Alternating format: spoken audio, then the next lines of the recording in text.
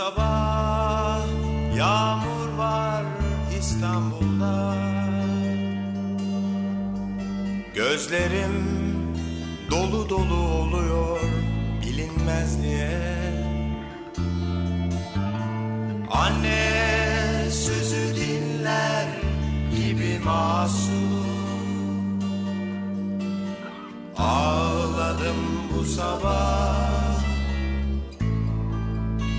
Günler dayanılmaz oldu senden uzak olunca.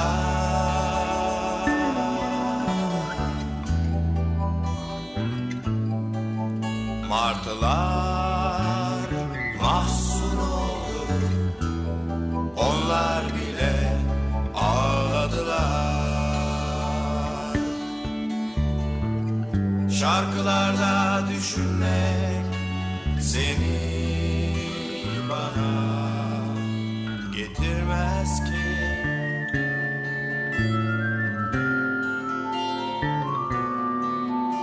Seni bana getirmez ki.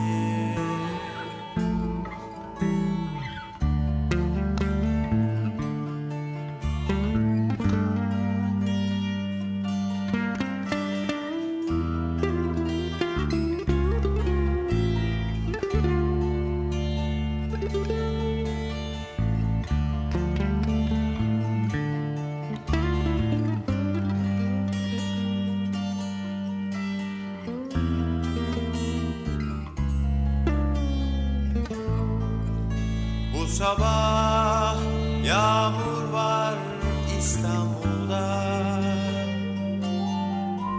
Gözlerim dolu dolu oluyor bilinmezliğe. Anne sözü dinler gibi masum.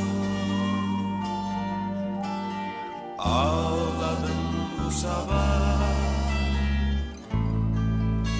Günler dayanılmaz oldu senden uzak olunca.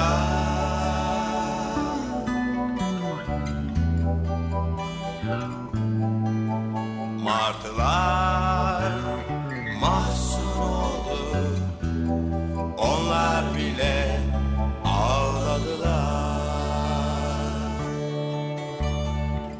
Şarkılarda düşünmek seni bana getirmez ki.